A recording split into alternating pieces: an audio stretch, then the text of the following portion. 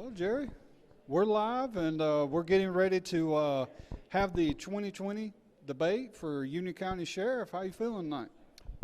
I'm feeling great. Everybody else looks great out there. Got a good crowd here. Good crowd watching tonight. Right now, it's bumping on up there about 172. It keeps climbing and climbing and climbing. And so Mike's keeping an eye on it there also. And we're so glad that you can make it here. This is, this is your town. And this is a chance for you to listen to the candidates up here as we ask them questions, the questions that came, from some of you.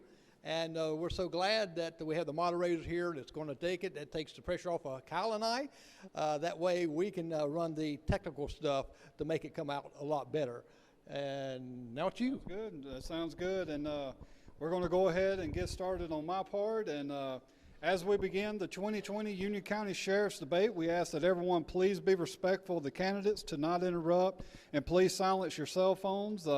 We want to thank the three candidates, Sam White, THOM MCABEE, and Jeff Bailey, for attending this debate. We feel that this will be a great debate to be able to answer many questions, not every question, but we hope that they will be able to answer the questions on why they should be elected for the position of sheriff. I will now ask Jerry to open us up in a word of prayer. Let's bow our heads, please. Dear Heavenly Father, we want to thank you for letting us come together here to see these men here that's willing to take on a terrific, awesome job, but yet a dangerous job. We ask for protection of these men and the men that will be working underneath them, Father. We ask that you'll let us choose wisely and listen to the words that these men have to say that's going to better our county. But most of all, Father, we ask you to better our county. May you have a special blessing upon this event that'll give all glory to you, Father. In the name of Jesus Christ, amen. All right. Thank you, Jerry. Yes, sir. Thank you, Jerry. And so, with that, I will now turn the debate over to our distinguished moderators, Ms. Scarlett Whitfield and Mr. Jeff Dean. I thank them both for their participation, and I appreciate both of them being here. So we're going to go ahead and open it up to them, and I'm going to hand the microphone to Jeff. Thank you, Kyle. Thank you, gentlemen, for clearing this time out of your calendar to be with us. I do want to remind you of the format for the debate and make our audience aware of the format. In just a moment, we will have a 3-minute opening statement for you to make.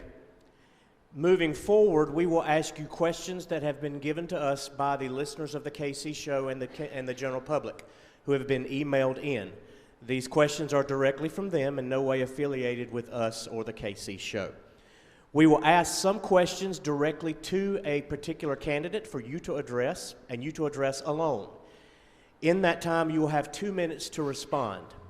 If a candidate would like to make an additional comment on their opponent's remarks, you will be given 30 seconds to make such comment. That is optional for you. When you are asked a question that addresses all three of you, you will each have 2 minutes to address that particular question. We will remind you if the clock stops, we're going to try to ask you to help us to watch this clock to keep track of your time. But if you go over that, we will remind you that time has expired. If we will have a 10-minute break in the middle, and then we will have closing statements, at the end, and you will be given 5 minutes to make your closing statements. I've made an error. If you have a rebuttal, if it is needed, you will be given 1 minute instead of 30 seconds. So if you would like to comment on a question that is directly given to one candidate, you will have 1 minute instead of 30 seconds. My apologies. So we're happy to be here tonight. We do thank you for your time. And you each will be given now a 3-minute opening statement, and that will begin with Jeff Bailey, and then THOM MCABEE, and then finally Sheriff White. Gentlemen. I'd like to thank everybody for coming out tonight. It's a pleasure to be here. I hope this is informative for everybody. I want to thank Kyle and KC Show for putting this on so that people can hear what we have to say. A little background about myself. I graduated high school in Orangeburg, South Carolina. Went on to University of South Carolina where I earned a BS degree in business. After I left school, I married my wife of 32 years, Kim Bailey, who's not able to be with us tonight because of her mother. She's with her tonight, so she's not here. And I have 2 children, Ethan and Aaron, age 24 and age 22. They're the world to me. I'd like to thank my mother for being here tonight. She's been with me for my whole life. She's been by my side everywhere I've ever been and everything I've ever done, and she supported me. I want to thank her. But tonight, what I want the people of Union to know is we've had some problems in Union County, and we need to get these things straightened out. And the only way we're going to do it is to hit the ground running and get these problems, address them, hit them head on, and fix what we need to fix. Now, it's not going to be an easy fix, but through the night, answering some questions, you'll get some ideas of what I think that will work. And my whole goal is it's not personal gain. I'm going to tell you that right from the start in my introduction. It's not personal gain for me, so I'm doing it for the people of Union. I've served Union County for 25 years and several different positions as probation agent and a summary court judge. So I served here, I've been here, and I've given everything I had through Little League Baseball. Whatever I did, I give 110%. And that's what I'm trying to do. I want the people of Union County to understand I'm in it for them. This is about the people of Union and get straightened out. So we can go out of town and somebody asks where you're from, you don't want to be ashamed to tell them. You want to tell them you're from Union County. We're proud of what we are. And that's basically, once we get all that straightened out, we get images straightened out, I think we'll be in real good shape. And I look forward to working with the people. Thank you. Thank you, Mr. Bailey. Mr. McAbee. Mr. Bailey, Sheriff White, Ms. Whitfield, Mr. Dean, ladies and gentlemen in the audience, and those watching at home. My name is THOM McCabe, and I'm the Republican candidate for Union County Sheriff. I was born and raised here in Union County, attended Union County schools, and then right out of school, went straight to work. Worked in various positions, managing, supervising, especially in retail, but I took on a passion in broadcasting.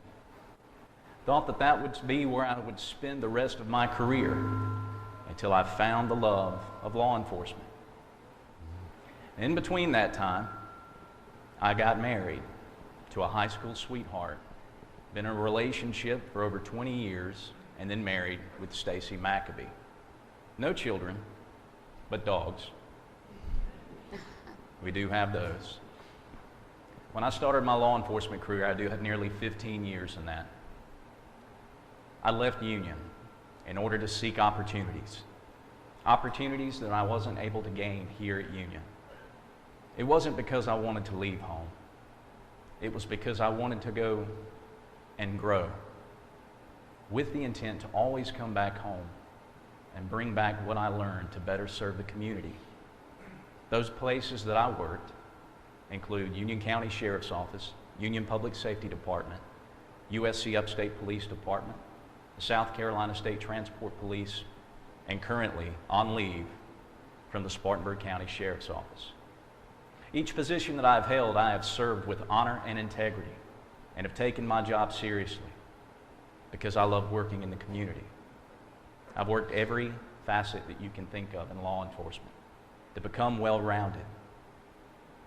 I decided to run for 2 reasons. It was never about an agenda, and it was never about anyone in particular. It was about seeing something from the outside looking in, and it was a lifeless office, low morale. My goal is to simply lead, to bring and breathe fresh breath and air and life into a sheriff's office. But most importantly, to build a bridge and network out to the communities and build a better trust, better networking, not just with the communities, but with agencies, local, regional, statewide. If elected sheriff, that is what I plan to do. I'm happy to be here tonight to have the opportunity to speak with you. And I hope that tonight you will be able to get information on one of us and know the right choice to pick on November 3rd. Thank you, Mr. McAbee. Finally, Sheriff Sam White. Thank you, and good evening to each one of you and those out in TV land or Facebook land. These lights are really bright, but I'm Sam White. I moved here when I was 15 years old. My family moved here with the textile industry, and I attended Union High School and graduated in '72. Went to USC Union and finished in '74. And then in '76, I finished Carolina in Columbia with a degree in journalism. And I went to work right next door here when it was the Forest Service, and I worked there for a while, and that's when I kind of got interested in law enforcement and started taking night courses at USC Spartanburg at that time. And I earned a BS degree in criminal justice, and then I was offered a position as a reserve police officer with the City of Union as a volunteer. And about a year and a half later, I was offered a full-time job, and I worked there, including the volunteer time, for 38 years. And I went through walking the beat on Main Street like we used to do, all the way to being chief, where I served for 17 years. I have a lot of experience in different positions in public safety. I did not come into this job because I was really interested in being a police officer. It sparked when I was in college and I was in a traffic accident with a friend of mine, and this policeman in West Columbia, who was really kind of like what I call a jerk, really didn't make an impression on me, and he was from Union, believe it or not. But after that, I started reading little articles and things, and then I got with the Forest Service with their law enforcement technician, and then just one thing led to the other. And 38 years later, I'm retired. 8 days after being retired, I was asked to be sheriff during this interim period. And I really did not want to run for sheriff. It wasn't on my agenda. But after getting there, and people in the community would just encourage me so much, and really I kind of turned them down. But after I got to thinking about it, you know, when people ask you to do that, and maybe they have a lot more faith in me than I did at that time. And I prayed about it, and I decided that I would put my name out there as a write-in candidate. I'm not on the ballot. You'd have to write my name in. But I'm here because I want to see things better. I've been at meetings in Columbia where you was kind of want to put your hand over your shoulder so they can't see your patch. But I think those days are over, and I see a lot of hope and opportunity here in Union, and I think that I could be a part of that. And I'd like that opportunity if given the opportunity to do it for 4 years. Thank you. Thank you, Sheriff White. Thank you. We're going to start again with you as our acting sheriff, Sam White, and then we'll follow up with Mr. McAbee and Mr. Bailey with the exact same question. Can you hear me clear enough? Yes, ma'am. Okay. Do you have a plan to implement how officers can de-escalate a crisis situation with someone who has PTSD or other mental illnesses? Yes, there are training programs out there, and we just completed one this month with the Sheriff's Office on de-escalation techniques. It was a 4-hour class. It's online. There are other things available that we have at the Sheriff's Office online, and there are classes that you can go to. Till the virus came, you could go to Columbia and different places and take courses on these same issues. Mental health and PTSD and those type things are a big issue, because when those people have an episode, usually law enforcement is the one that's called, and we need to be able to recognize that there's something going on here other than just somebody might be drinking or using alcohol or drugs. But we have to do that. It's going to be mandated that we do it, but we're already doing it now. Thank you, Mr. Sam White. And that's good. My son's a diabetic, and so it's good to know that when you pull somebody over or arrest someone, they're going to take those medical conditions. Mr. Tom McAbee, do you want me to read the question? No, ma'am, I understand. In de-escalation in a situation of that nature, communication is key. I think that that's a vital part of law enforcement that somehow we have lost. And we need to regain that. And I think that a lot of that has to do with mistrust, things not just going on nationally, but things going on locally as well. Communication is of the utmost importance when it comes to reaching out to not just the community, but those that suffer from mental illness.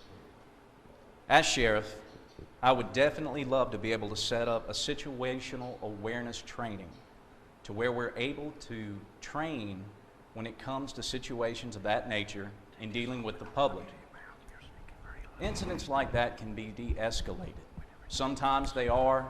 You're able to speak and talk with someone to make the matter easier. Other times, you're not so lucky. Realistically, you're not. But I think that if officers and deputies were able to get this type of training annually, or at least biannually, I would love to be able to do that. Anytime you're in the field and you have an incident of that nature, that is a learning experience. And that's why communication is key, and I would love to do situational awareness training. Thank you, Mr. MCABEE. Mr. Bailey, would you like for me to reread the question? No, ma'am, that's fine.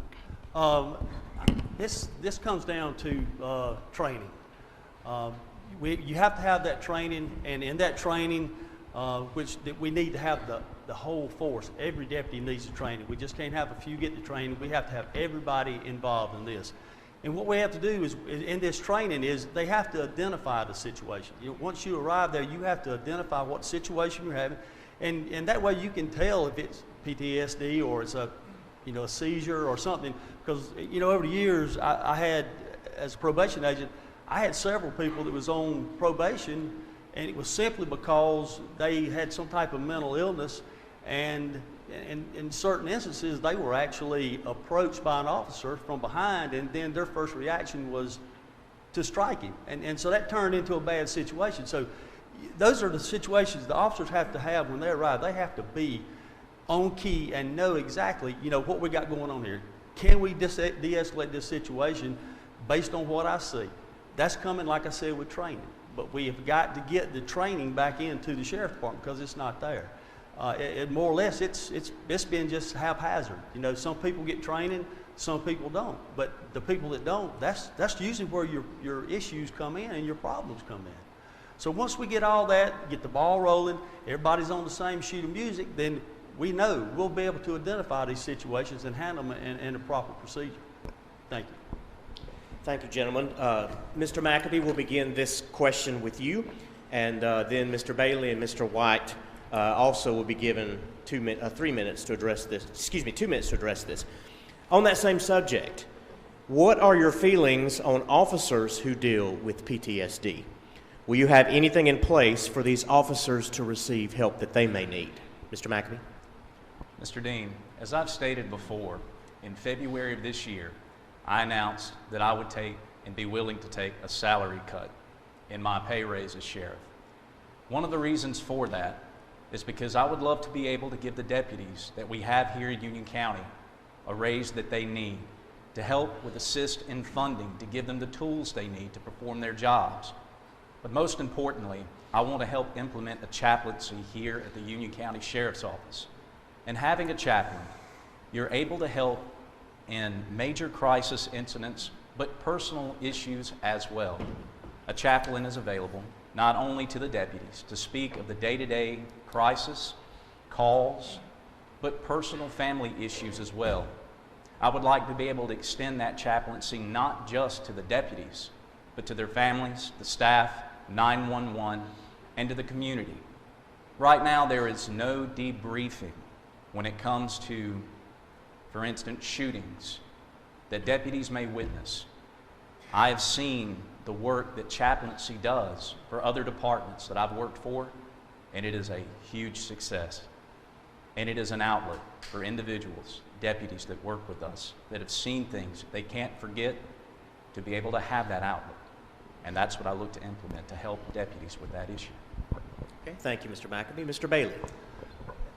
As sheriff, I feel like that, we need to make available to the deputies all resources available. PTSD situations like that, family situations that they need to discuss with somebody, and like Tom said, have a chaplain. But I just say there's plenty of pastors in our community, and they're willing, that I have talked to, and they're willing to come in and do this type of counseling. And that's a key, because there we are, we're connecting our officers with the community again. And when you do that, then you get better results, I feel like. But we have to take the stress off of the officers. the officers right now are under a lot of stress, not due to Sheriff White, by no means, I'm not saying that. They're under a lot of stress now because of their workload. I mean, they're having to work. We're short-staffed. We got to have more deputies, and that's another ball of wax we can discuss in a minute. But we have to get those deputies in there in order to relieve some of the stress off of these officers because they're under a lot right now. Like I said, the equipment they have is outdated. And we can't, you know, and it's all about funding is what I keep hearing, but I don't believe that. I believe there's a way, I know there's a way to get this funding, to give these officers what they need. If we relieve that stress off them, that's going to cut down on PTSD and some of the situations that they might get into not meaning to. So overall, I think if we get that counseling and we make it available to them, then I think they'll do a fine job, and I think they'll come through in the end. Thank you, Mr. Bailey. Sheriff White?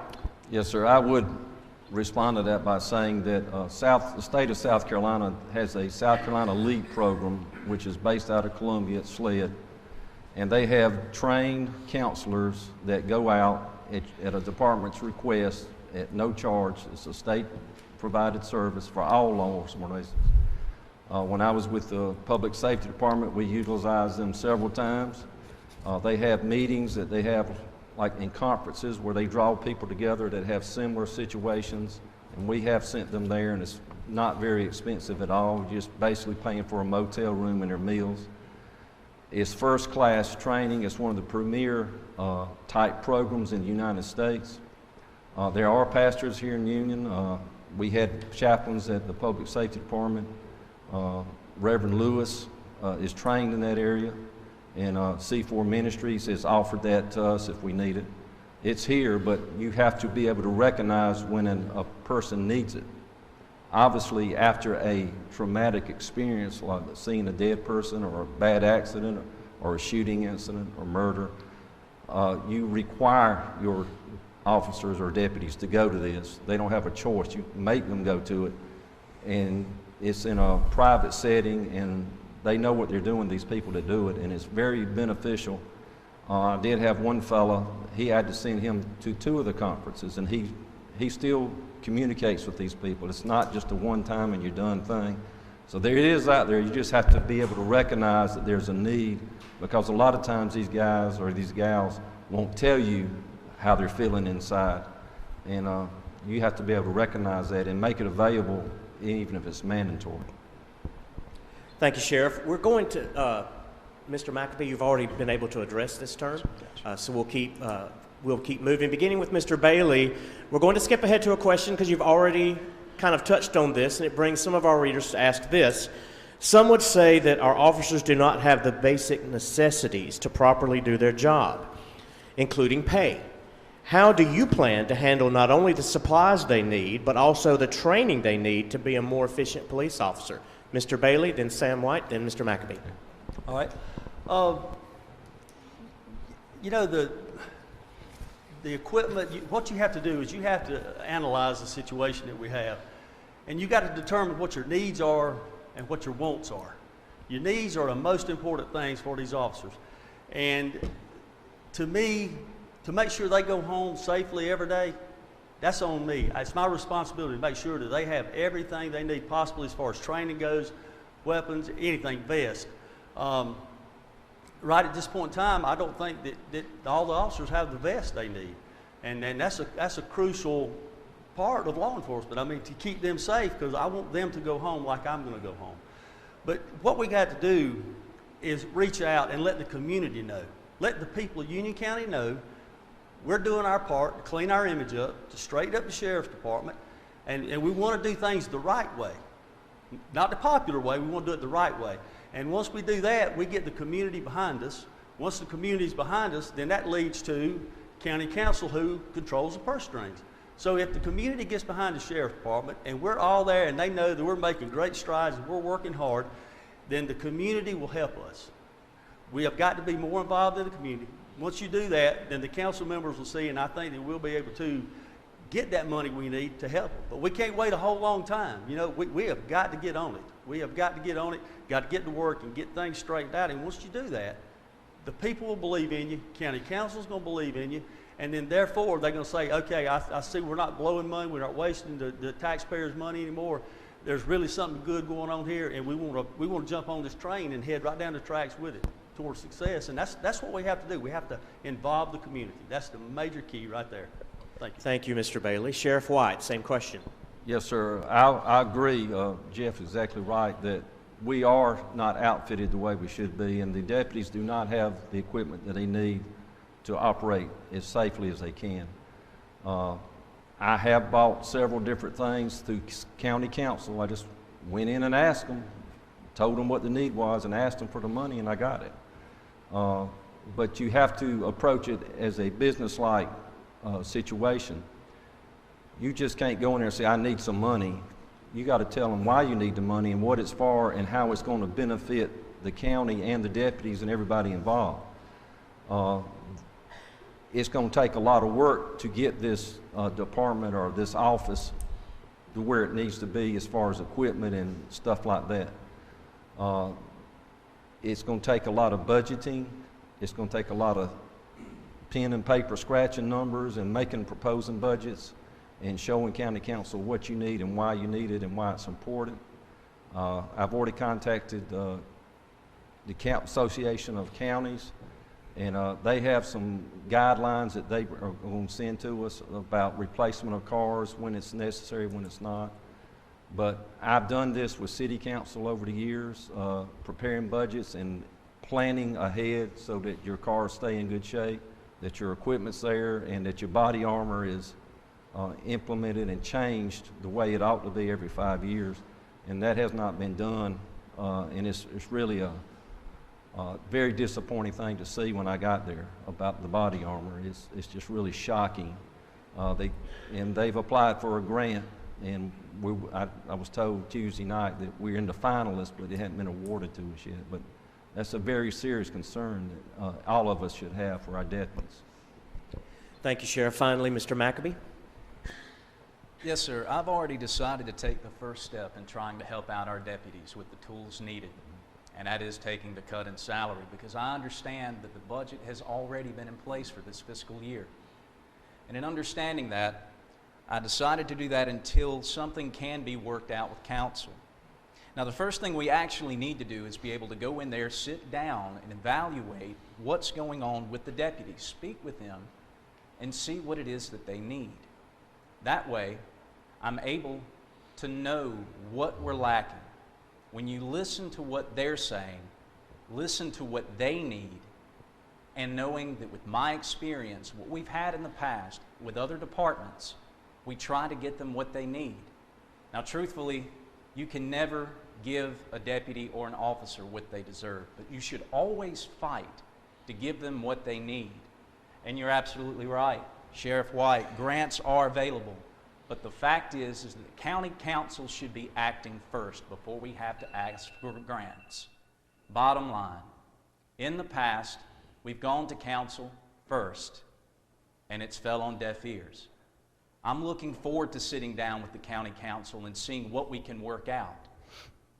But the truth is when it doesn't work out with council, we come to the people. We let the people know that we're letting our deputies in that office down. And then, when the people see what we're lacking in basics, they can then, in turn, put fire to the feet of the council. The people will stand next to the Union County Sheriff's Office when we need help the most to better protect them.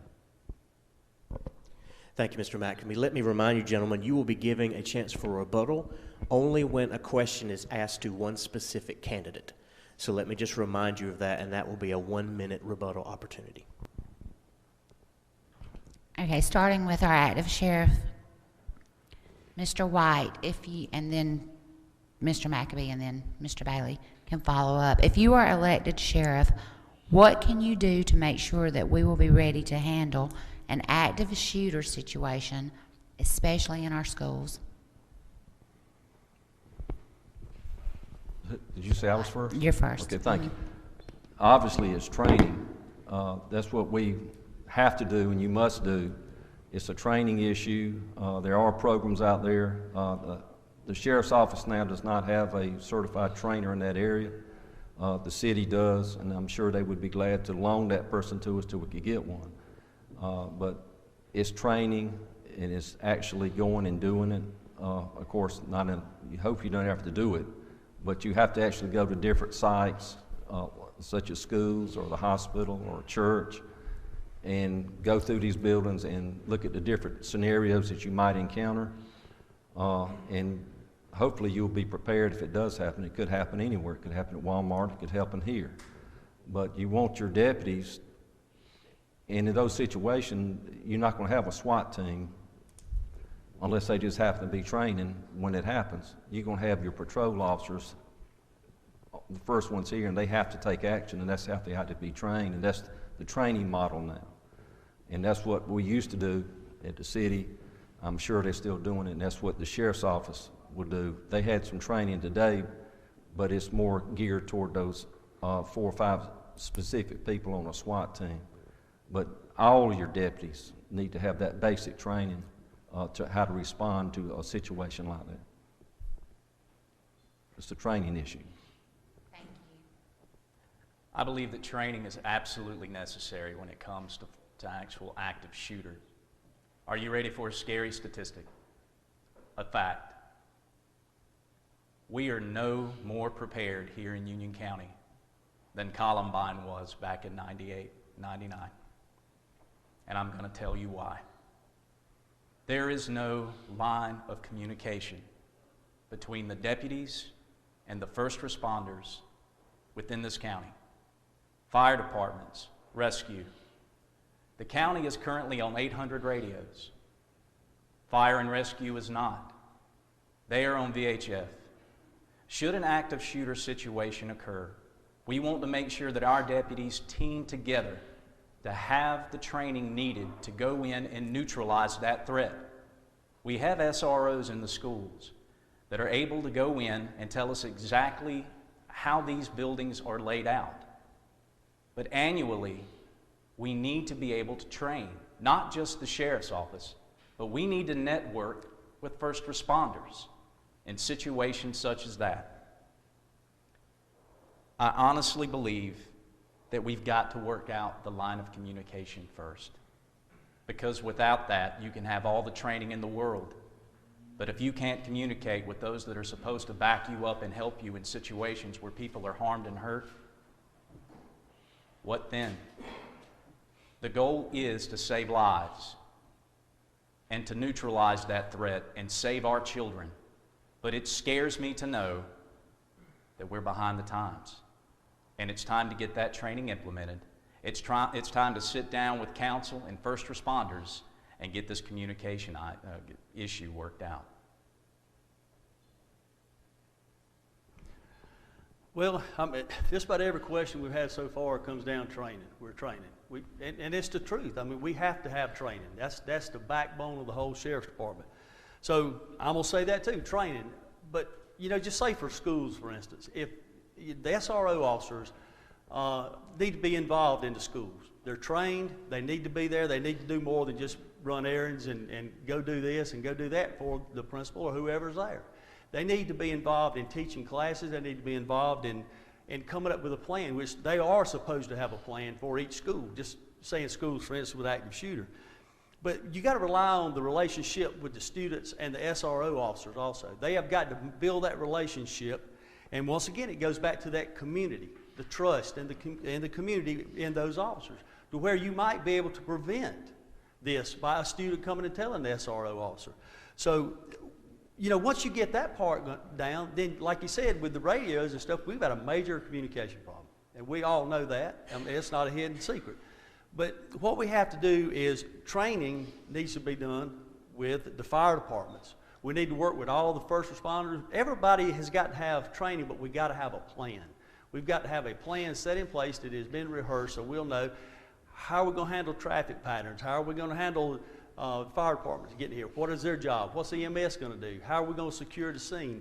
There's so many things that's got to go on, but that's, like I said, in the training part of it. Once you get there and you have that line of communications with the school district, and you have them with your officers and the fire departments, and they all know everybody knows what role they're playing, and let them play their role in the case, and that way it'll work. It'll come off hopefully without a hitch, and everybody, at least it'll be organized, because there's going to be a ton of parents going to go, if something happens at a school, a ton of parents are going to just go headed toward that school. We've got to stop that because that's a bad situation.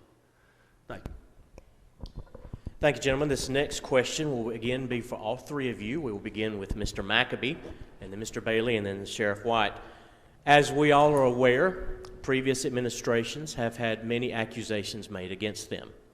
What will you do to ensure the problems of the past will not reoccur moving forward? Mr. MCABEE. This is going to be quick and simple. Do your job.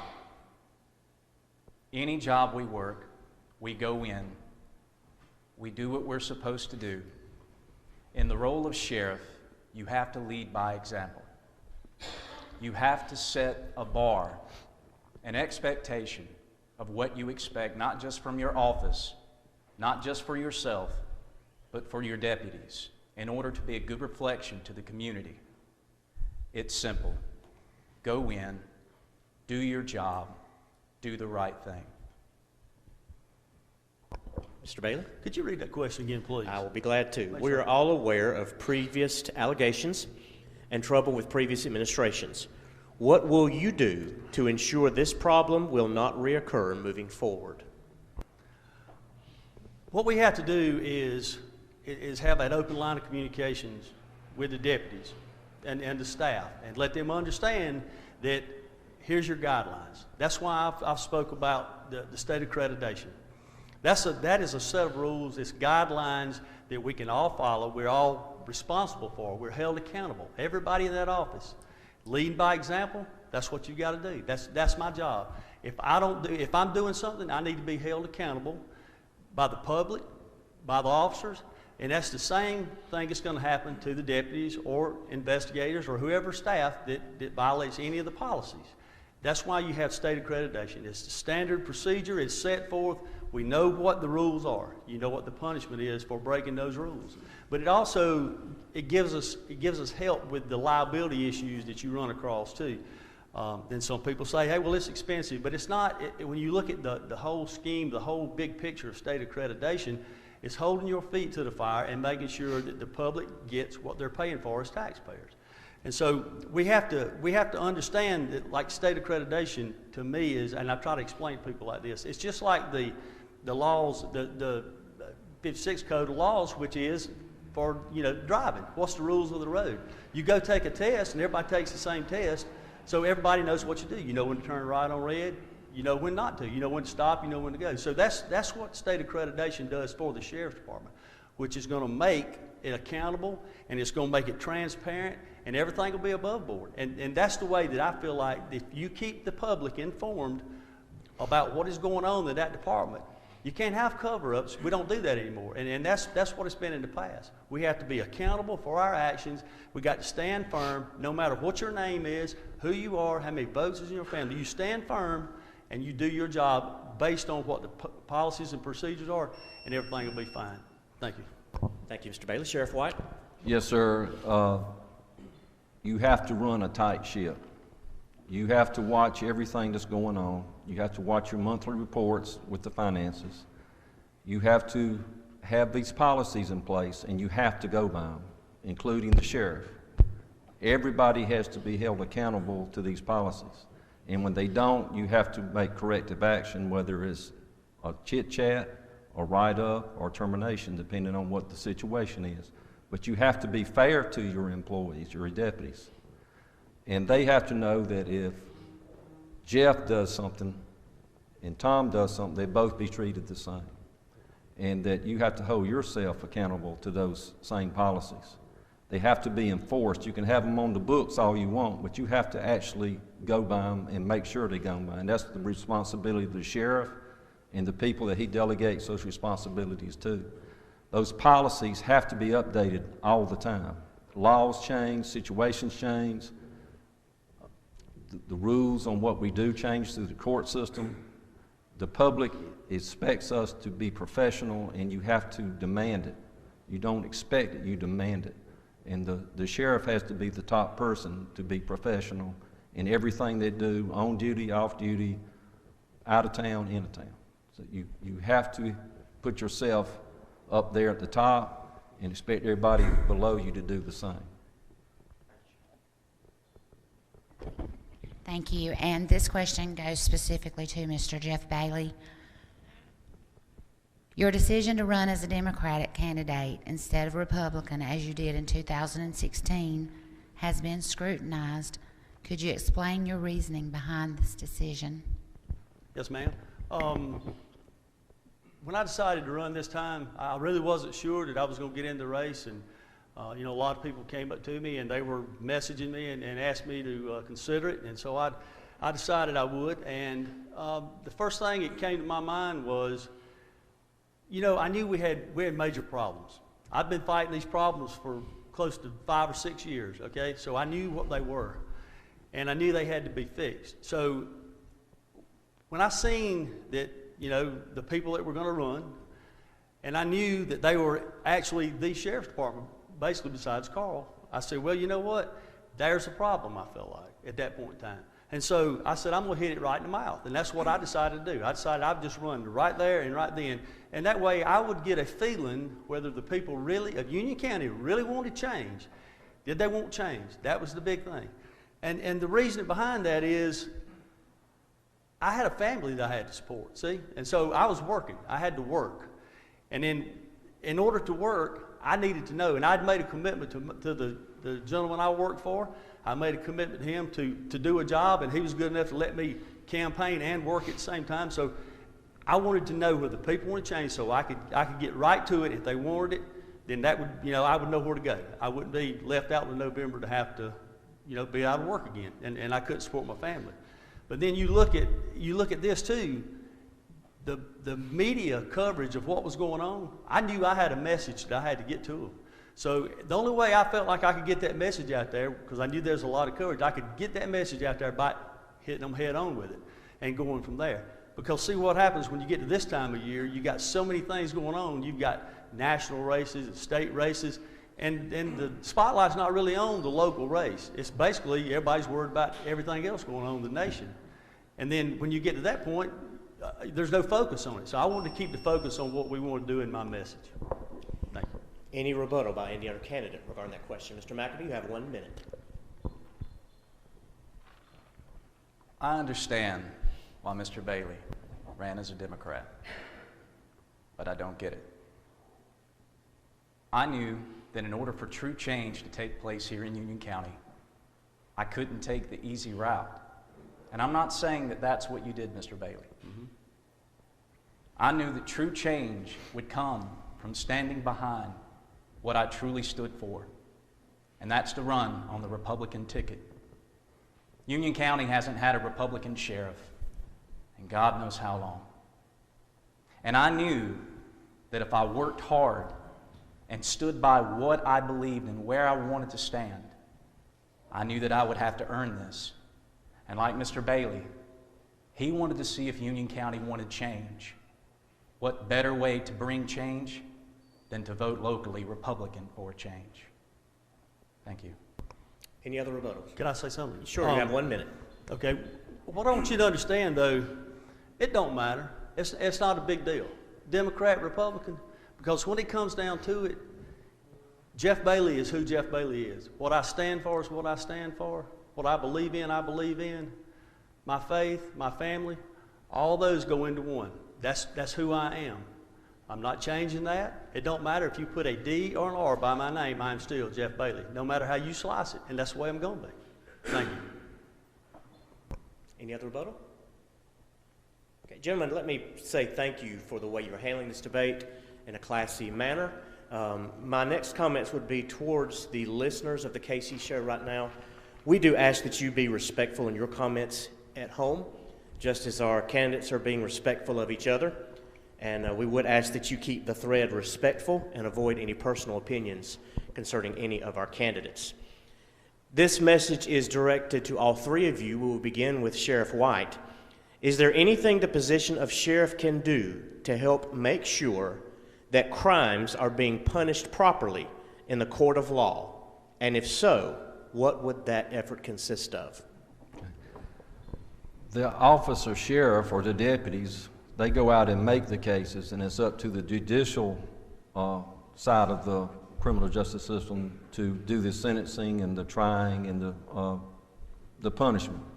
However, the sheriff and the deputies should be making good, solid cases according to the law and following the law to make the cases, and make sure that all the elements are there and that all this evidence and things against a person was done properly and legally. So I can't tell a judge how to sentence. That would be improper. I can't criticize a judge. That would be improper.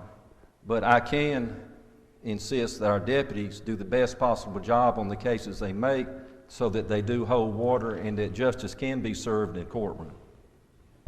Thank you, Mr. Bailey. Well, you know, we have to work with the deputies. As a judge for 18 years, I sat in the courtroom and adjudicated a lot of cases. And a lot of those cases could have been won. But the problem was they didn't have the courtroom experience. And they didn't understand exactly. There's more to it. You know, you make the arrest, and a lot of people think you make the arrest, it's over with. It's not. You have got to follow up. You have to get your good information. You have to have your facts. You have to make sure that everything, your I's is dotted and your T's are crossed. And then when you get to court, if you've got all this preparation done like you should prepare every case like it's your last one. And so when you bring it to court, then that's when you present your evidence, and that's where you get your convictions. It's not because you just arrest somebody and they just look guilty. It's up to you to prove beyond a reasonable doubt that this person is guilty without them taking the stand. So that's something that you have to work on. You have to let the deputies know how important it is. And they want to do it the right way, but they just in the past haven't had somebody to lead them and teach them that. That's something that's my wheelhouse. I can teach them how to present these cases. And if we present better cases, we get higher conviction rates. And that's what it's about. It's, like I said, it's more to it than taking a man's freedom. We have to follow through. We have to do everything possible we can to make sure that when we take that case to court, it's covered. We got everything. You're not going to win them all because there's going to be small things that's going to slip through the cracks. But if you make that effort, and I've always said that if you're trying, you'll never make the same mistake twice. So it's a learning experience, and I think it's one that, with my experience in the judiciary, I can pass on to them and help them create and make better cases in court. Thank you. Thank you, Mr. McAbee. Mr. Bailey he's absolutely right. It does take training, but it also takes a backbone from the judicial system that has let us down for far too long. It's disheartening to know that deputies go out here and they make cases. They try their hardest to do things the right way, follow the letter of the law, make strong cases, dot every I, and cross every T. But the truth is that when it's time to present the case, the judicial system is too busy wanting to make pleas. The fact is the judicial system is letting us down. No matter how hard we work, no matter how hard we try, we can implement as much training as possible. And I agree with Mr. Bailey and Sheriff White. It's up to the officers and the deputies to make strong cases. Follow up on those cases. Be proactive in trying to seal these cases just as much as you would if you were out here working interdiction. We have got to stand up and say that the judicial system and courts are letting us down. For goodness sakes, we've got victims out here right now that would be a lot happier if they actually tried the case as opposed to pleading it and losing, because that goes to show that they tried. But they're not doing that. They're letting victims down. So we can do our part. I can do my part as sheriff to make sure that deputies are able to get ample training when it comes to courtroom procedure, and make sure that investigators are working well with the solicitor's office to make sure that we get the right conviction we need. Thank you, Mr. McAbee. And also, the next question is directed at you, Mr. Thomas McAbee. And I'm going to read it. It's from the people. What would you say to the people who view your leadership as possibly being too soft not being able to handle tough situations that arise inside the sheriff's office of alleged misconduct that has been excused and overlooked for years. I always say, never mistake my kindness for weakness. Those that I've worked for have seen me in the field and work. They know that I can walk into a situation and use the communication, which I spoke of earlier. Whenever you're called out to a domestic call or a violent call, truth is that sometimes the reason we're out there is because somebody didn't listen to the other. And you're yelling at one another. You're talking at one another. You have to communicate. So to those who think that I am too soft, I promise you, see me handle a tough situation, and you'll see how serious I can get.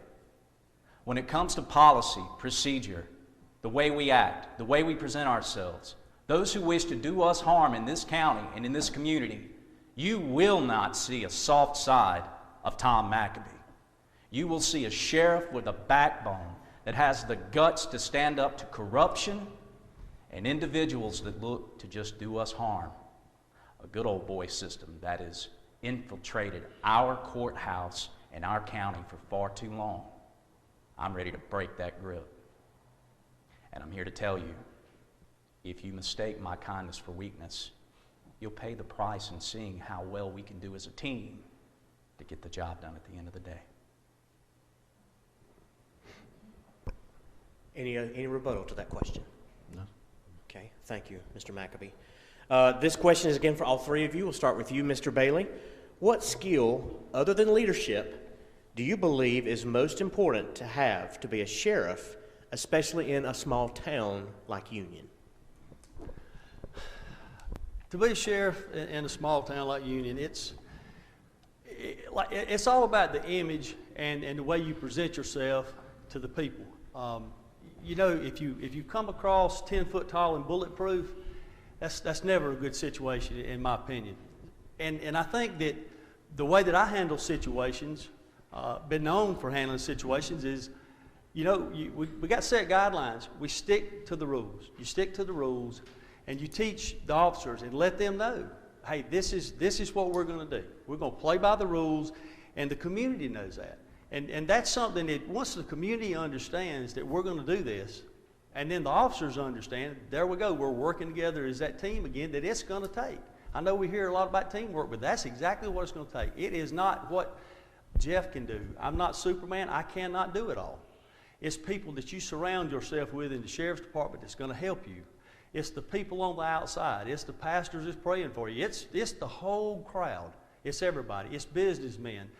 Leaders in the community. You form that relationship, and that's the whole thing to me, is you're working hand in hand. I've said before, every quarter I want to have that meeting that we get the businessmen and we get leaders from each community together, and let's have a breakfast or something and just discuss what's going on in the community. Once we get that figured out, and there's a trust, and the word is trust. There's a trust between the sheriff's department and the people out there. We'll have a lot of these problems solved.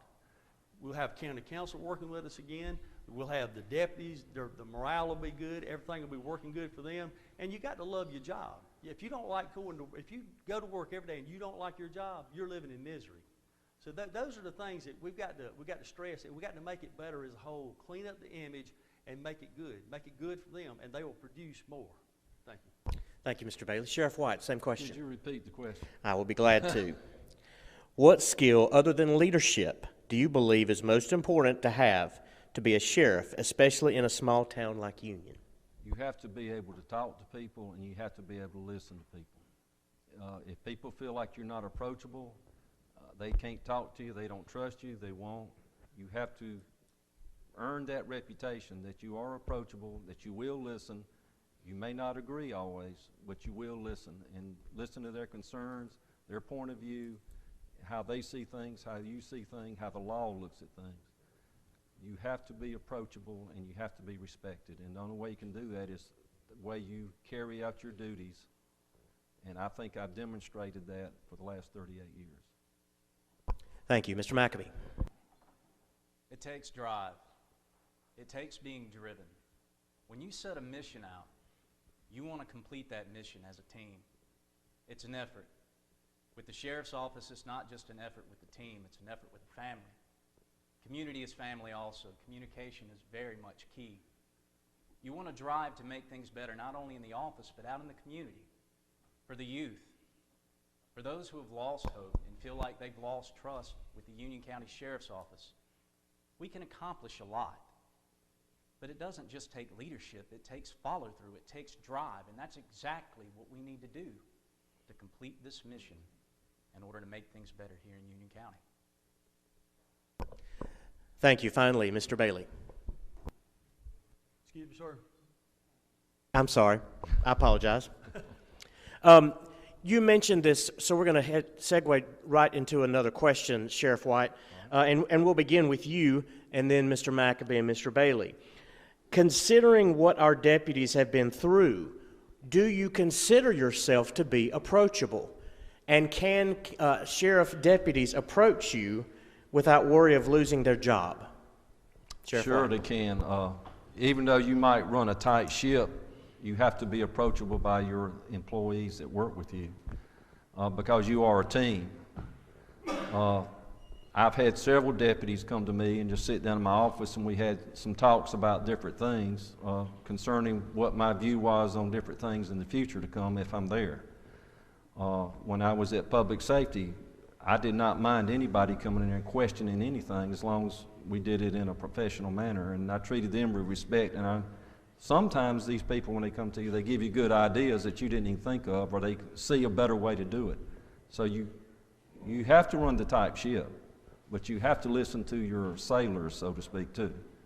So, and I think that I've done that over the years, and I mean, I've had people just flat out say, I think you're crazy about this chase policy, the way we just implemented. I didn't agree with them, they didn't agree with me, but we still worked together and got along. Thank you, Sheriff. Mr. McAbee, same question. Absolutely. We as law enforcement officers, that uniform that we wear, folks, that is merely a shell. We step out of that uniform, we are human, and we're imperfect, that are expected to make perfect decisions at a split second. You know, individuals in the community, and sometimes our families, they expect us to be Sheriff Andy Griffith, but the community don't want to act like Mayberry sometimes. It just doesn't work that way. But the fact is that you should always make yourself available. Follow the chain of command, absolutely. But let your deputies know, and the staff know, and most importantly, the public know, that they can come to you. As a matter of fact, I'll come to you. I not only will have an open door policy, I'll knock on your door. I want to know what it is that you wish to speak with me about. I want to know your concerns, but I want to know the deputies' concerns as well.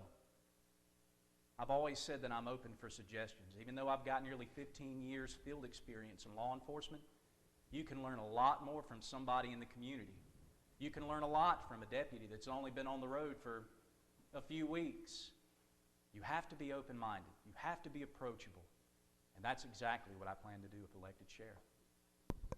Thank you. Finally, Mr. Bailey, same question. You have to form a relationship with the officers. That's what you have to have. You can't say a personal relationship because you have that fine line between being friends and being coworkers. When it gets to the sheriff, the buck stops at the sheriff. That's the top. Okay, so they've got to understand that yes, I'm a caring person, and if you're having some trials and stuff's going on in your life, you know, I want to listen to you. I want to help you. I want to do everything I can, and that's where I feel like that I'll be able to help these people. I'll help them because it's the relationships that they have in the past has been all over the board. They're everywhere. There's really no rhyme or reason to what relationship some people had with the sheriff. So we don't know. But mine is, if you need to talk to me, I want you to talk to me. I want to sit down in your car. I want to talk to you if that's what you want to do. But you got to remember, we got the chain of command. You got to, in certain situations, that you've got to go through that chain of command. But personal issues, I think it's good to shut the door if you have to and sit down and just, you know, let them pour their soul out to you and listen. And when you listen to people, you'll find out how they really are. But what I've noticed about the deputies now is they are under so much stress because of this election. And I've tried to tell them and ease their pain. Look, you know, everybody thinks new sheriffs come to town, I'm gonna fire everybody. Well, that's not true. These people got families. They've got to work to support their families. And that's where you've got to let them know that we're doing this as a team. We're working together. Everything is for a purpose. We got a goal. We know where we're headed. We know where we started, but we know where we're going.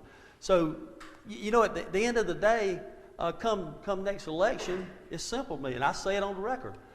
I don't want you to put a sign in your yard. If I have done my job and I have been there for you as your sheriff, you don't have to worry about that. There's no pressure. Get over that. That'll never happen again if I'm sheriff, I promise you. Thank you. Thank you. Starting again with our active sheriff, Sam White, and then with Mr. McAbee, and follow with Mr. Bailey. In your words, what do you believe is the biggest need in our sheriff's office, and how can you help fill that need? I think they feel neglected is their biggest need, that they need to feel like they're appreciated. When you look at the vehicles they drive, you look at the uniforms they have, or the amount of uniforms they get is really almost ridiculous in my opinion. But they don't feel like they're respected or felt, I guess, encouraged to do right because they're not getting the things they need to work with. And I have to be able to recognize that as sheriff and try to get what they need. And just a few months I've been there, we've gotten some cameras they didn't have. We just ordered some new cameras that were totally different than what they've had. It was going to be a big upgrade. We've gotten them radio batteries. Nobody would get them because their radios that they used would go dead before the end of the shift. We bought them car chargers, and it was very inexpensive things to do. But you have to see that, and you got to realize, hey, I may not be able to buy this, but I can get that. That's more important. Their safety is most important. There's a lot more things they need. Body armor is one of them. It's very critical. It's ridiculous, the state they're in right there. But that's the things that make them feel like, hey, you know, I could go to Spartanburg and get a new car and I get all this nifty equipment. But, you know, thankfully these people are staying here and working with us. But they need to feel like they're not being neglected and that they are cared about by county council and us and the general public, that they get the funding that they need, not for everything that they want in the world, but what they actually need to do their job and do it safely. It's simple. You start with morale and opportunity. The fact is right now, morale is low, and it's not directed towards Sheriff White. They are working way too many hours, and there's not enough help, and they need help on the road now. With morale, you talk about incentives. Right now, we can't give them the pay that they deserve or actually need at the moment. So what we can do is implement small things to let them know that they're appreciated for the job that they do. The small things, the simple things. I remember when I started with the Union County Sheriff's Office years ago, we used to go to each other's houses. We used to get together and have a great time. We'd go watch football games, UFC fights, and just enjoy being around one another. And that's a family element and a team atmosphere that has just literally been sucked out of the life of that sheriff's office. It hasn't been overnight. It wasn't a particular individual. It just took time. It deteriorated. So my goal is to make sure that we provide opportunities and training that I know that I was never afforded. That's why I left. You keep them engaged. You make them determined and enthusiastic about getting out there and doing their job day in and day out. But we need to get them the help they need and the basics they need in order to perform those duties to the best of their ability and better serve the community.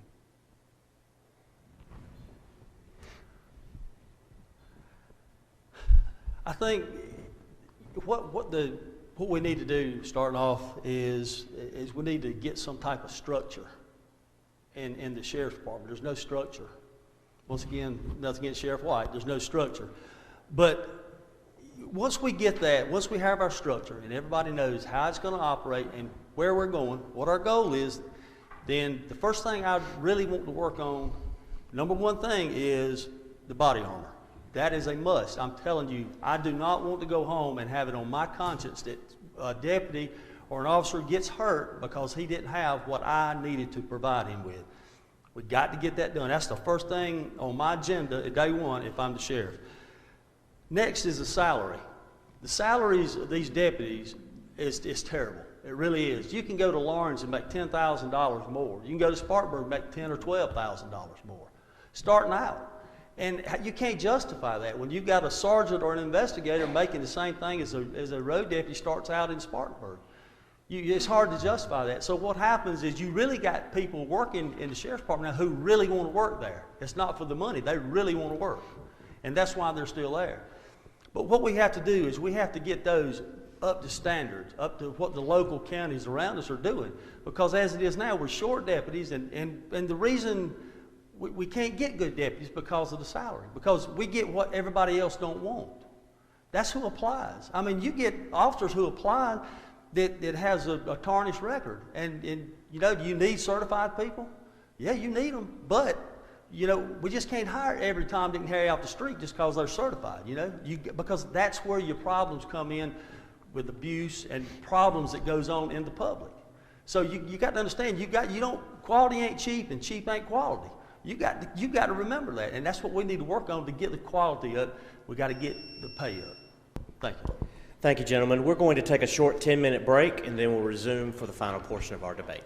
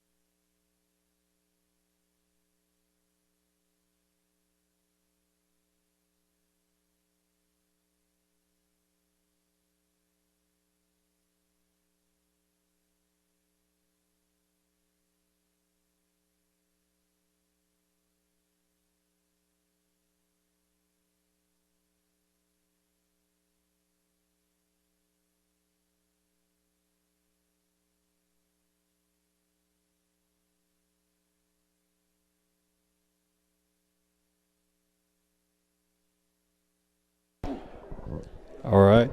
We're going to get back started now, and we appreciate everybody staying with us, and we ask everybody to take their seats and ask the candidates if they can return to their podiums. Thank you.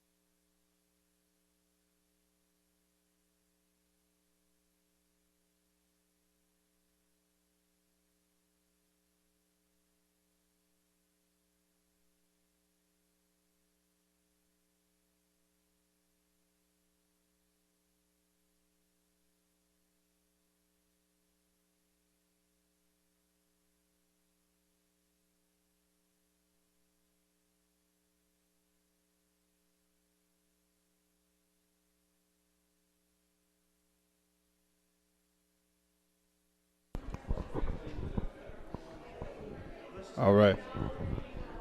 Make sure your microphones are on, gentlemen. Make sure they're good. And we're going to get started, guys. So if y'all could please take your seats. And we're going to get back started. We're going to hand it back to the moderators, and we appreciate it. And hopefully this will be a good ending to it. Thank y'all.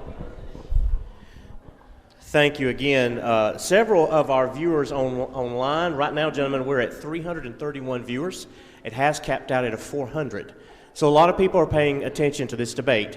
And so we would like to remind our viewers to please be respectful with the comments that you're making online. We're seeing a lot of disrespectful comments, in my personal opinion. And so let's keep this a classy situation, which has been the goal of the KC show to begin with. A lot of our readers have asked for more questions pertinent to the specific situations in our county. We've seen that on our thread. And so we're going to move into some of those in the second portion of our debate. This question is for you, Sheriff White, and you alone.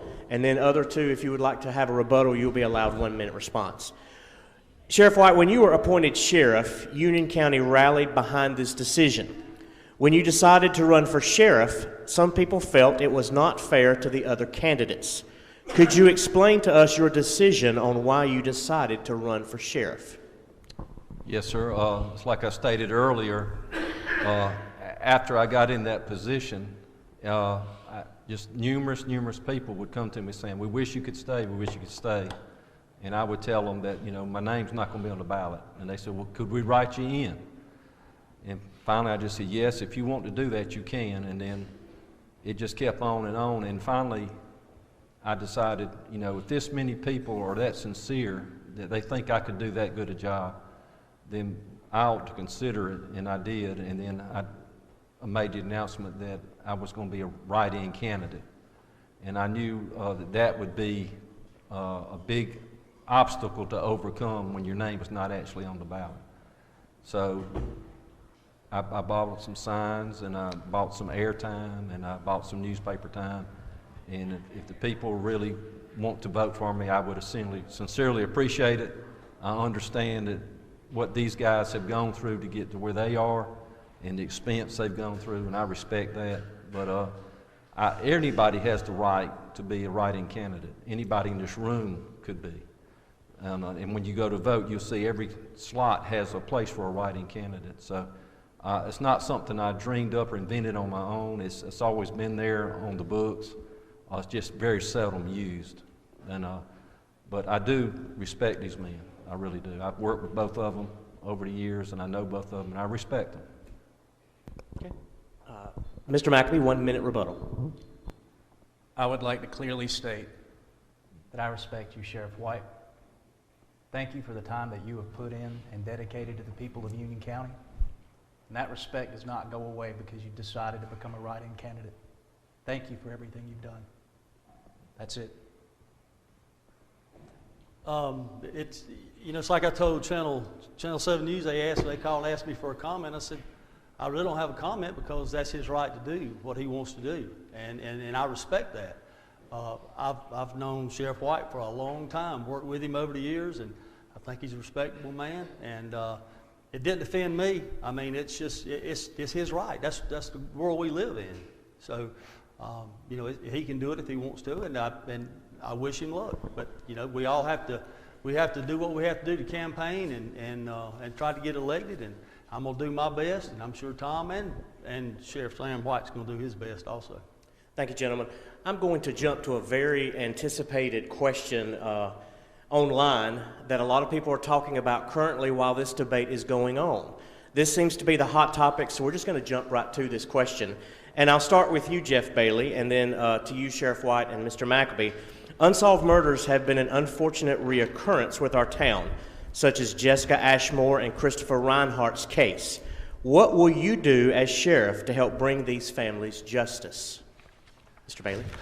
I would like to eventually have a person that just works on some, you know, maybe part-time or something, works cold cases to try to solve some of these murders. But the longer they go on, the harder they are to solve. So what I'm thinking is, and my way of thinking about this is, if you have a relationship that you have formed with the community, then the community are your eyes and ears out there. You know, we arrive on the scene after the crime is committed. But we have the people with their eyes and ears can give us so much information. But here's what we've got to do when we get that information.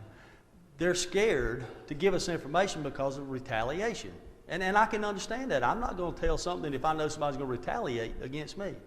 But if you build that communication level and the trust with the community, then they will give you that information, and knowing that my word is my bond, that if you tell me something, I'm going to do what I have to do to investigate. That is a lead. I don't mean I want you to sign a statement. We're going to take you, put you straight on the witness stand, you got to testify against them. You'll never get anywhere like that. You got to build that trust with the community and let them know.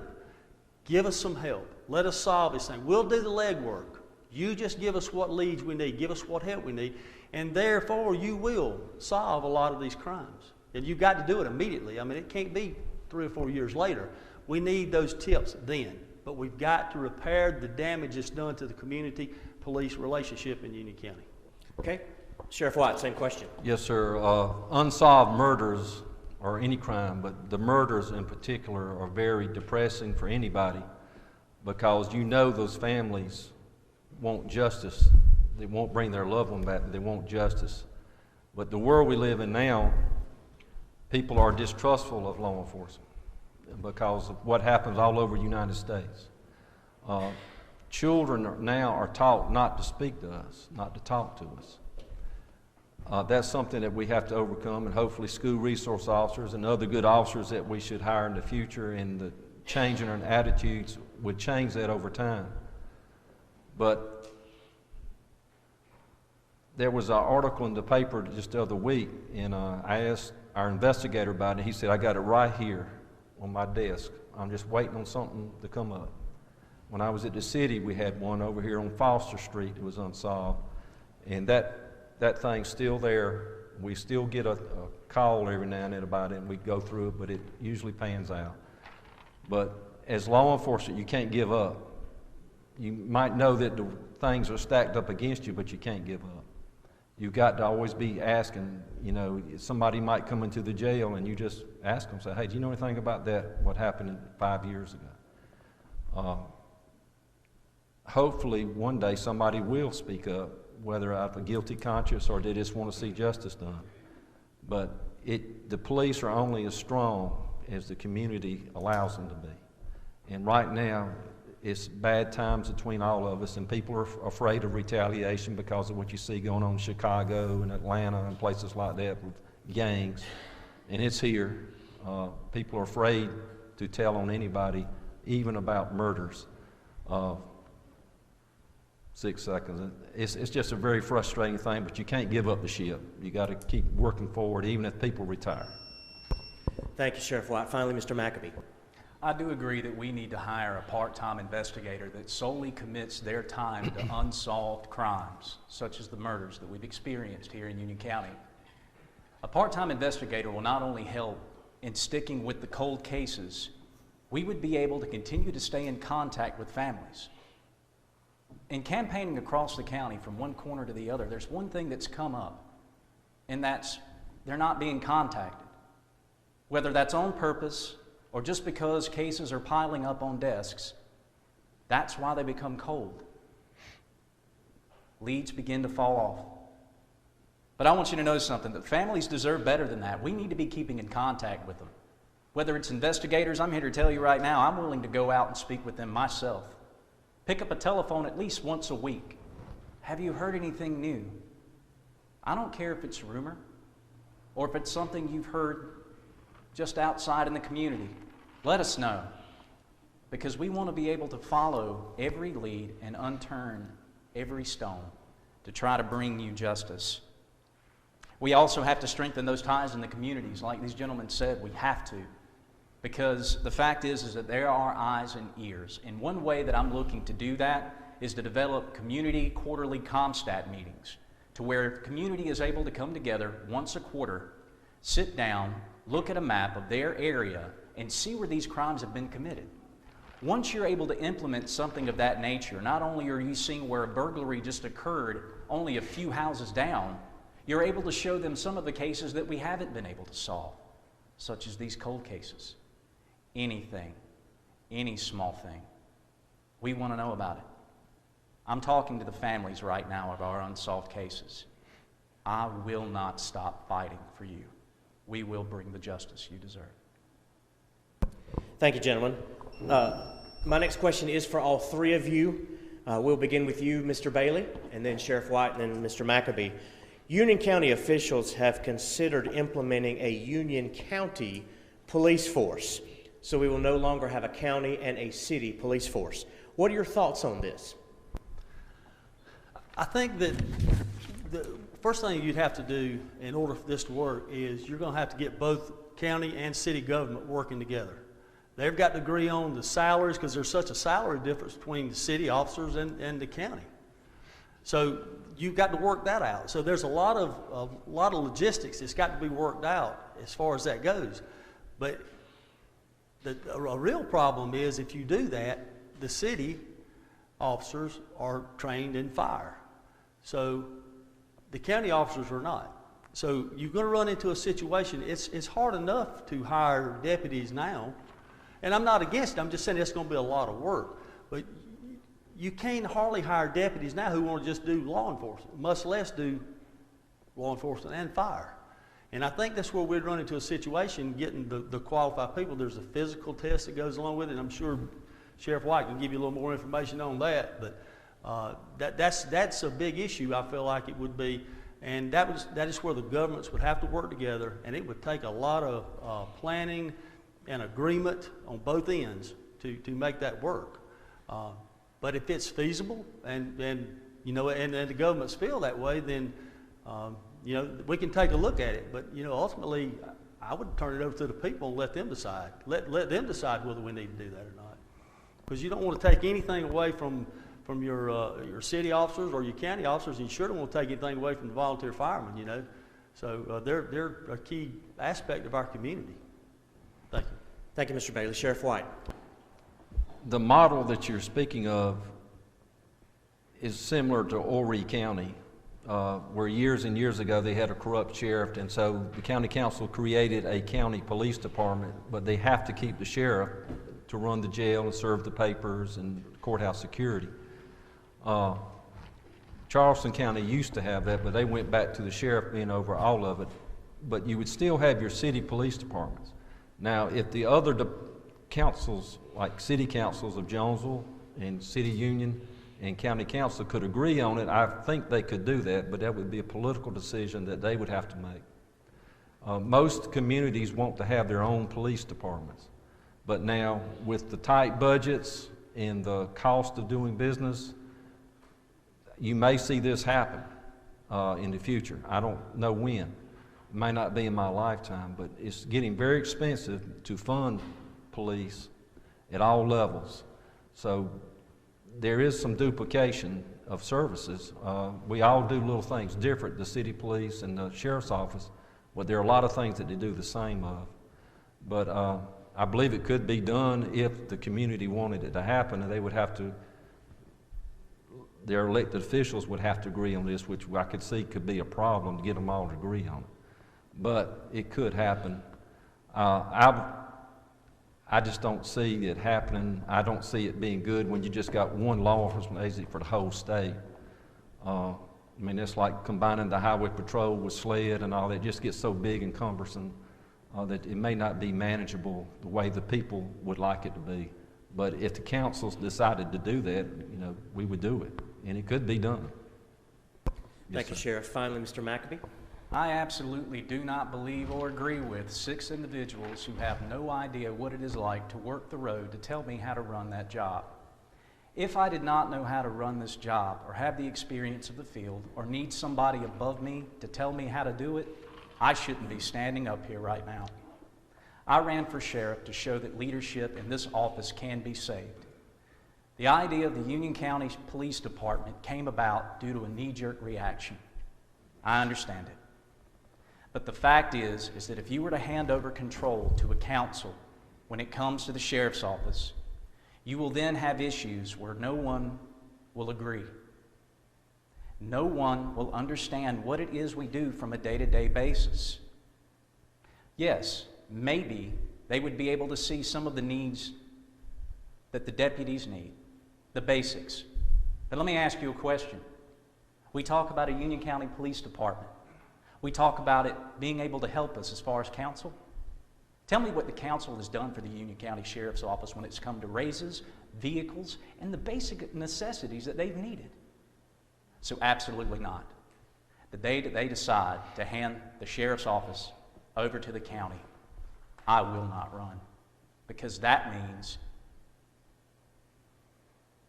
that you're putting more government, and as a Republican, we need less government.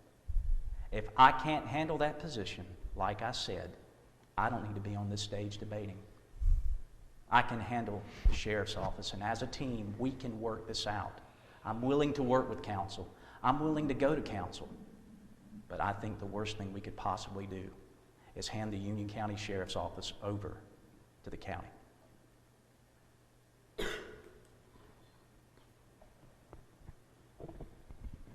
Okay, starting again with our acting sheriff, Sam White. Diversity is a pivotal thing that should be not only supported but encouraged from our sheriff. What will you do to increase diversity in our sheriff's office? So, Mr. White, you'll answer first, Mr. McAbee, and then Mr. Bailey. The first thing you do is you advertise that there are actually openings to the general public. You can notify the NAACP, you can notify the Satoma Club, the Civitans, all these type people, churches, saying we have openings.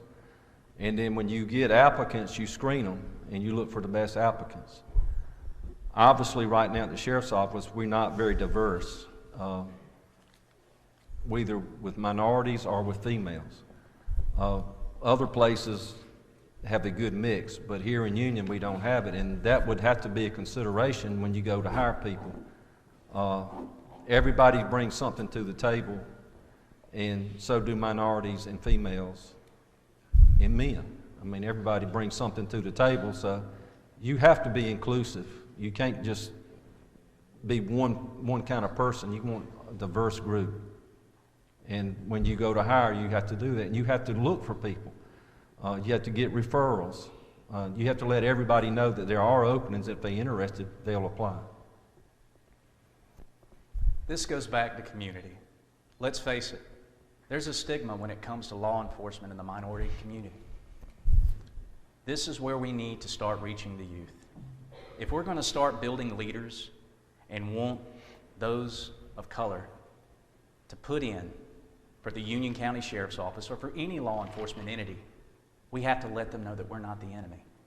We need to let them know that we are a community. I would love to make a more diverse sheriff's office. I really would. I would love to put diversity in the ranks as far as administration because it's needed.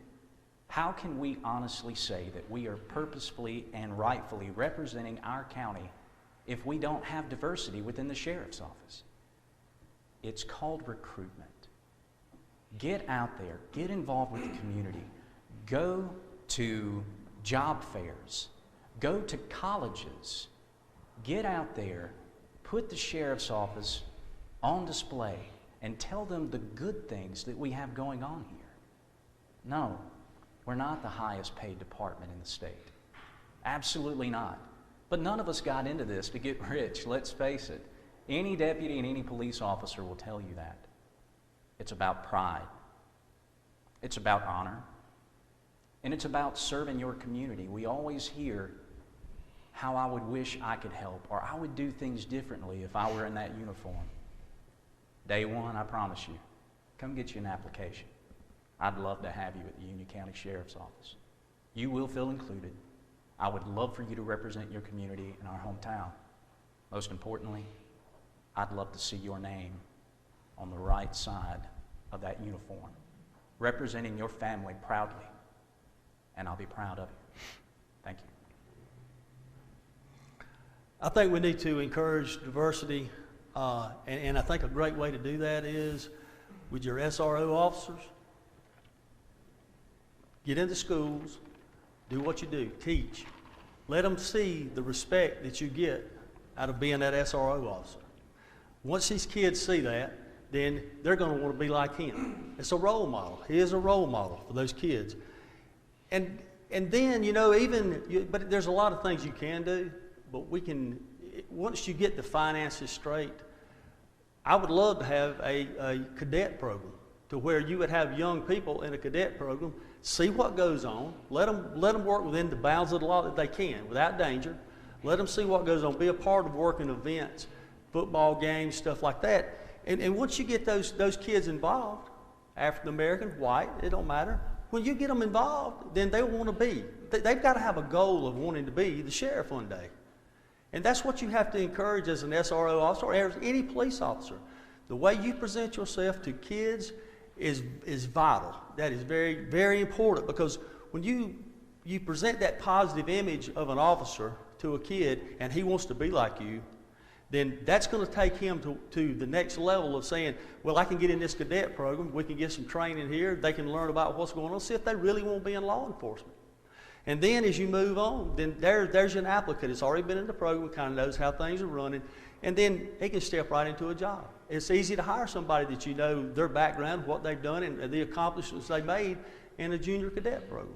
So that's something that I'd like to see happen, and I think that would encourage it. But we've got to let the students know and the people know it's good to be in law enforcement. That's the image that we've got to change, and we've got to portray. We've got to make sure people can trust us, they like us, and we've been there for them. You've got to be there for them. You can't just be there and be reactive. You've got to be proactive. Thank you. Gentlemen, before our next question, let me address some accusations that are being made on the feed from our viewers at this time, which now we're at 401. Let me remind the viewers that are watching online, the candidates did not have access to these questions prior to the debate. There's been some talk online about that, not against anyone in specifically, but let me just remind our viewers that are watching online and our audience that the candidates did not have access to the questions. I'm sure all three of us do agree that we are very happy to hear that, though, that we're doing that well. All right, gentlemen. Speaking on diversity, moving forward to another hot topic in our county as well as our country, and that is racial profiling. How will you ensure that all ethnic groups are treated fairly and prosecuted fairly by the law without racial profiling being involved? Mr. MCABEE, we'll begin with you. There are several facets, and this is a very complicated subject, yet very simple. We have to first acknowledge that injustices have occurred, point blank. This is a policy issue. This is also the condition of a human heart issue. For a long time, law enforcement has held the stigma of being biased, racist, and sexist. And the truth is that the majority of us, it's not the case. How you address it is you make sure that you vet. Anytime you hire someone, you go through a process, an interview process, one that Union County doesn't have, and that's called a panel interview board. You do proper background checks. Dig. Now, I can tell you from experience, I've served on panel interview boards and helped hire officers in the past. It was a privilege to do that because I wanted to hunt down just about anything I could on these individuals to make sure that they were a good fit for our office and the community in which they were serving. So you vet these individuals. You make sure also that they have training, situational training. Also an emphasis on cultural training as well. We have to make sure that if you're going to be working in the communities in this county, you're representing all. You have to be fair to all, but most importantly, you have to show that you will not ever put up with racial profiling, bias, and you make sure you report those incidents so that they can be turned over, prosecuted, because I will not, and this community will not stand for racism. Thank you, Mr. Mack. Mr. Bailey? All right. Racial profiling cannot be tolerated. You cannot do it. That's terrible. You cannot do it. I don't care any racial profiling, any kind of profiling. You can't tolerate that. That's where I go back to my state accreditation. That is the rules of the road. The state accreditation gives you the rules and guidelines, policies and procedures about this. All right, you know what's going to happen if you do racial profile. It's spelled out in there. But then again, you've got to go back to the hiring process, like Tom said. You've got to get the good qualified individuals that actually apply for the jobs, and you've got to look into their backgrounds. You've got to seriously search backgrounds and find out any kind of problems they've had in the past, because it's going to show up. And then when you get to the actual profiling, you got to know the people that's working for you. And I think there's no better way, and as sheriff, this is something I'd like to do, and I will do. I think you need to monitor their social media, because social media, their past, I mean, it's going to be spelled out. What they stand for, what they like, what they don't. You've got to look at such issues as that. Look what they tweet. Look at what they do on Facebook, and that'll give you some idea of what you're doing. But you've got to have background checks. I mean, thorough. You just can't go through and say we're going to hire this person because we're in need. And the officers we got now, they're good officers. And I don't know misconceptions about what I said earlier. I'm not saying we got the bottom of the barrel. I'm just saying when you get the bottom of the barrel, I mean, if the pay's not there and they're not trained and you're not doing what you're supposed to, that's the people that apply. And we don't need that in Union County. We've got good officers now. We want to build on what we have now. We want to build that group, but we've got to get the money up in order to get those key people. Thank you. Sheriff White. Well, it goes back to accountability, and as a sheriff, you have to look at your reports, you have to look at the arrests, you have to look at the circumstances, and you start noticing patterns if you do. When you hire people, you make sure they take a personality assessment test, which shows you if they're biased or not toward anybody. If someone comes to your office and says, I got stopped because of the color car I'm driving, well, you have to take that seriously. You have to look into their complaint, go back and look at the videos, find out what happened, and if there's a pattern of this. And when it is, you have to take action. If you have someone using racial slurs, you have to terminate them. I've done that. You have to be looking at what your people are doing and how they're doing it, and these things will surface if no other way than by the public complaining. And you have to look at the complaint, and you have to see if it's valid or not. You have to get that person in and tell them what the results of your investigation, the complaint are. And if it's valid, you have to do something with it. But of course, you have to train, and you have to make people be aware that they may be biased and not even know it. It's just the fact of life that there are biases out there. We all have biases about something, whether it's Carolina or Clemson or something like that even, but that's a bias. And if everybody you stop that's got on a Clemson shirt is getting a ticket, you need to look at that. You know, if it's everybody of a certain race or a certain gender, that's all that officer is doing, you need to look into that. And your deputies will have to know that you are doing that. I mean, it's not a secret that you're doing this. That every complaint or every concern that's brought to you is looked at. It's not just saying, oh, heck, that guy's crazy, I'm not going to do anything. Thank you, Sheriff. We are going to move into our final question of the evening, and after this, you'll be allowed to give your closing remarks. We have the pandemic with COVID, but there is another pandemic that affects Union County, and that is the topic of opioids. The overdosing and killing over this drug with our youth is a pandemic in itself, some would say. Fentanyl is dangerous, but laced with other drugs is deadly. But now we have a new drug called carfentanil, and it is so deadly that contact with this drug with your skin in mere seconds could cause you to go into immediate cardiac arrest.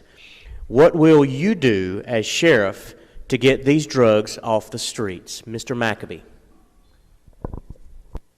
I'm looking forward to fighting and waging this war and continuing the battle against drugs. This is an issue that I've seen in Spartanburg County during my time there. Not just Spartanburg County, but working in Spartanburg County for a while now. For the last 10 years, a lot of people have spoken about methamphetamine here in Union.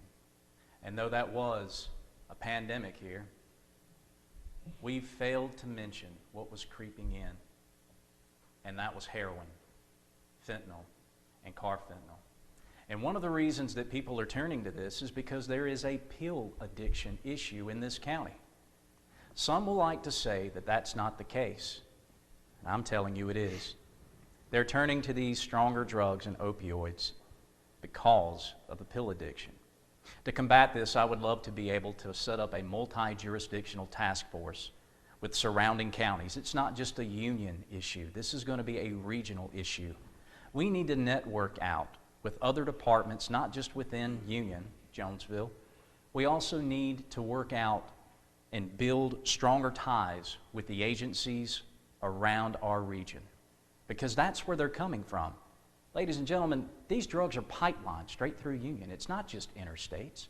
They're coming through here too.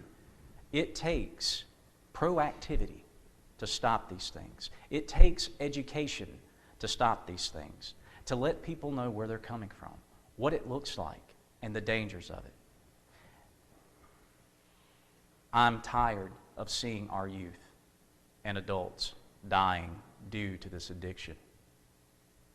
But not only do we need to implement proactivity, I'm looking forward to pushing drug court as an option for nonviolent offenders in the hopes that we can help use that to combat the war on drugs.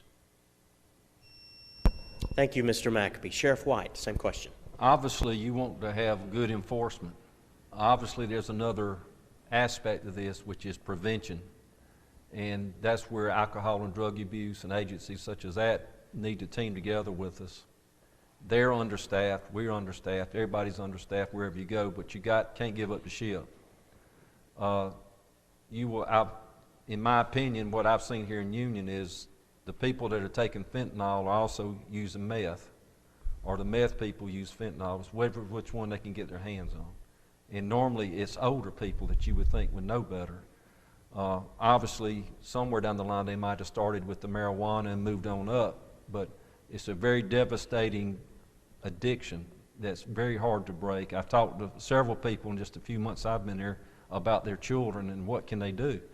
And it seems hopeless, but we got to get this off the streets. It does come in here from other places, and it's just a flood of it. I know I saw on the news the other day where they got you could fill that corner up there with methamphetamine that they got in Los Angeles out of a container.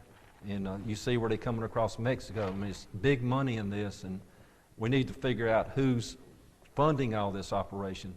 And it has to be a network with the federal people and the state people and the local people like us. It's got to be a better way to fight it than what we've been doing. What we're doing now is not working. So it's an ongoing problem that's got to be addressed, and it's a bad problem here in Union. It really is. For a small community, we just have a terrible problem with it, and it's got to be enforced, and we got to look at the aspect in the schools and other places to prevent people from wanting to even try it to start with. Thank you, Sheriff. Finally, Jeff Bailey. We need to mend the relationships with neighboring counties and state and federal officials and get them to believe in Union County and to help us to help control this problem. Because like said, and I believe they'll agree with me, we can't do it by ourselves. We don't have the manpower, we don't have the money to do that. We have to depend on the other assets. We have to depend on our churches that's got addiction programs. C4 Ministries is one of them I know of, and we've got people that send, like Mickey Giss that does a mentorship for kids, and we've got to reach out to those folks and let them know that we want to be a part of their program. We need to start with the kids. We can work on that and get that done through the SRO officers and teaching those classes they need to be teaching in the schools, and that'll help tremendously. But it's about the education, program that we need to have to let the kids know where you're headed. Some of the adults, I mean, they've made those decisions, and they're to the point now where you can't tell them, there's no way to try to educate them not to do it. We just got to figure out a way to get them to quit doing it. And so that's where I think some of the ministry programs we got around town, and alcohol and drug abuse, and we need to work with the solicitor's office also and get better prosecution on these people when we get them, make better cases and work with them, mend that relationship. And I think everything will work out. But overall, it's a tragic thing, because I have personally lost a couple of people that I actually coached over the years to this, and it hurts when you just don't see them anymore, and it's just wondering why that child chose to end his life over just a simple pill, and that's what happens. So we just got to get out there and communicate with them, let somebody know that they care, and there's a program, and there's some group that will stand up and help you. Thank you. Thank you, Mr. Bailey. That concludes our questions that we have for the debate. This will be the last time you hear from me, so let me say thank you for your time. It's not easy to stand up and think on your feet and watch a clock at the same time. So we recognize your effort, and we thank you for that. We tried to hold this debate to 90 minutes. Obviously, we went over that. So instead of a 5-minute closing statements, we're going to limit you to 3-minute closing statements at this time. I believe, if memory serves me correctly, we began with opening statements with you, Mr. Bailey, and moved down the line. So we're going to start with you, Sheriff White, and you'll be given 3 minutes to make your closing statements, and then Mr. MCABEE, and then Mr. Bailey. I would like to say that we've had some good discussion and good ideas, different points of view, different amounts of experience in different areas. Most of the things that we talked about I've been involved in over the past 38 years, all the way from being the rookie patrol officer to being agency leader. I've had a lot of training, a lot of experience, a lot of dealing with the public here in Union County. Elsewhere, I've gone to all the associational meetings and served on boards. I care about Union County. I care about the sheriff's office. I care about these men and what they do. I think that you have 3 good candidates standing here. I've just asked that you pray about it and think about it and look at what each one of us have said, what each one of us represent. And but I would point out that I do have a lot of experience. That doesn't mean I'm perfect, because I'm not. I've made mistakes over the years, obviously. We all have, but I am interested in Union County. I think my background shows that. I've always dedicated myself to this work. It's not a work 8 hours and go home. I've done it. I've continued to do it. I'm there. I'm accessible. I will listen, and I will change things. I've done that in the past, and it's an uphill battle sometimes, but you can't give up the ship. But I would like the opportunity to be sheriff, and I would just ask that you carefully consider all of us when you make that decision, and take it to God in prayer. Just don't say, I like Sam's necktie, I'll vote for him. Listen to what we've said and what we presented, and make that determination with a lot of thought, because for the next 4 years, one of us three will be in that position, and you want somebody that's going to do what they say they'll do. And I appreciate y'all being here. I don't mind staying over. I appreciate this forum, and I appreciate these people sitting here in this hot room. But thank you, and God bless. Back in February, I made a statement because I wanted each and every one of you to know how serious I was about doing this. This wasn't a decision based off of any reports, off of any controversy. It was a decision that I clearly made last July. Kept it under wraps. I did this because I felt compelled to do it, because I care about the people of Union County, and I care about that sheriff's office because it's home. To make it even bigger and put myself behind the odds, I decided to stand where I truly believe I feel I need to be. I knew I was behind the eight ball. I was a forgotten, back burner person during the first part of this year when you had 5 candidates running. I said then, and I said now, I'll stand behind it. I've run since that day, and I'm going to continue to run. Not just till November 3rd, but I'm asking you for your vote humbly, because I'm looking forward to running for the next 4 years as your next sheriff of Union County. A lot of people have said that age plays a factor in this. Maybe he's too inexperienced. Folks, I've got nearly 15 years of law enforcement experience behind me, and I'm very well rounded, and I'll tell you a story. Back in 2004, there was a deputy that decided to run against an incumbent sheriff, and they said he didn't stand a chance until it was time for a runoff. That incumbent sheriff was mean. He said things cruel. He went after families. He slung mud. He did everything he could to try to rock this individual and shake him. And at the end of that primary and that runoff, that 39-year-old man became the sheriff of Spartanburg County, and that's my boss, Sheriff Chuck Wright. And if you like Sheriff Chuck Wright, you're going to love me. I have the drive and the vision to take this sheriff's office into the future. We've got to stop living in the past. We have a mindset.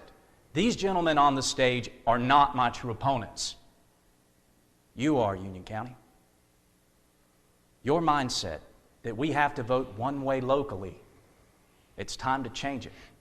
And I'm asking you on November 3rd to run with me and vote Republican for change. And I promise you, I will deliver on everything as a team and as a leader and as a sheriff, as I promised. I'd like to thank everybody that came out tonight and everybody that's watching for your comments and the questions we got. Moderators, I appreciate the job you did. I think you did a great job. Sheriff White, Tom, enjoyed it. Hope we got a lot out of this. I want the people of Union County to know one thing. Jeff is not doing this for personal gain. It's not personal gain. I say that, and I mean it. I'm doing it because I love Union County. I love the people here, and I want to work with them. And I think I have the tools it's going to take to get the Sheriff's Department, get the wheels back on the cart. That's what we need to focus. There's a lot of issues. I have business experience, law enforcement experience. I have judicial experience. And when you look at those things, I feel like my training has been well-rounded, and I think I can serve the people good. But I also know how to communicate with people, and I know how to communicate with the deputies and the workers. And I want to have that relationship with them that they feel like they can come to me if they need to. They know I'll have their back. They know I'll stand with them. If they're right, I'll be right beside them. If they're wrong, I can't stand by you. That's not my style. So I want to bring to the Sheriff's Department the fact that we're going to do things the right way. We're going to make the community understand we're working toward doing them the right way, make them feel like they're needed, make the deputies want to go to work, and grow the Sheriff's Department in a fashion that it's second to none. That's what my goal is. And I think once we do that, it'll catch on to other departments in county government, and I think we'll see change throughout that. But we've got to start somewhere, and this is the place we need to start. And like I said, I want to go back to my experience as a judge. You know, I was appointed, I was nominated by the Senate, I was appointed by the governor, and I answered directly to the Chief Justice of the Supreme Court. So those qualifications they seen in me, I want the people of Union County to see in me and know that I can run this job, I can run it the right way, I can run it the ethical way, the moral way, and that's what I intend to do. No other way will be accepted. And I want you to believe that, and I'll tell you, anything that I've said you can write in your book. And 4 years from now, if you elect me and I don't do what I've told you I'll do, you call me out on it and I'll step aside. But I'll promise you one thing, you will get me 110% to work for this county to make us have a better place to live. We will be the force between the people and crime, and we're going to do what we have to do to make it right. I thank all y'all once again. I hope everybody had some, got some informative questions asked, and I hope everything went well and y'all understand everything. If you don't, I'll be here afterwards if you need to ask me any questions. Thank you.